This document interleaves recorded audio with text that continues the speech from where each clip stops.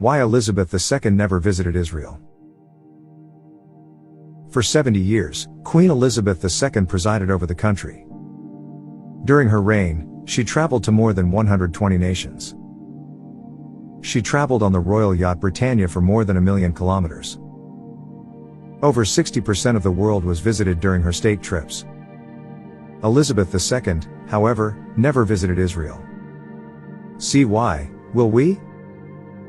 Before 2018, no British royal made an official trip to Israel. Prince William put an end to the unofficial boycott that year.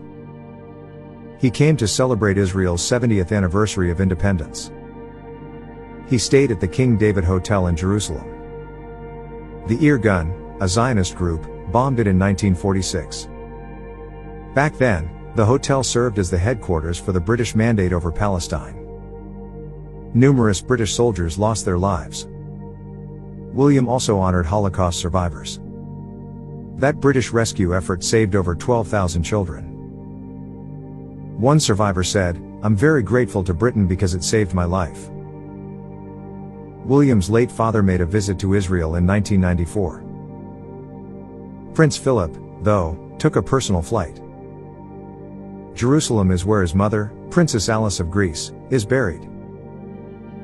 The Second World War saw her residing in Athens. Princess Alice provided safety for Jewish migrants. She was honored as righteous among the nations as a result.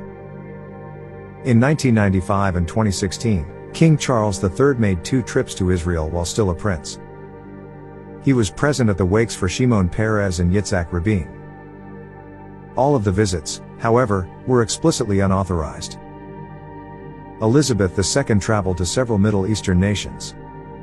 She traveled to Jordan, Saudi Arabia, the United Arab Emirates, and Oman. The majority of these nations are totalitarian. They are infamous for violating human rights and tainted justice. But the one true democracy in the Middle East is thought to be Israel. So why did Elizabeth stay away from it? There's never been a formal justification. The boycott was frequently connected to British corporate interests. Britain may have been concerned about losing trade deals with Saudi Arabia and other Gulf Arab countries. The nation exchanges weapons. Safety was still another factor.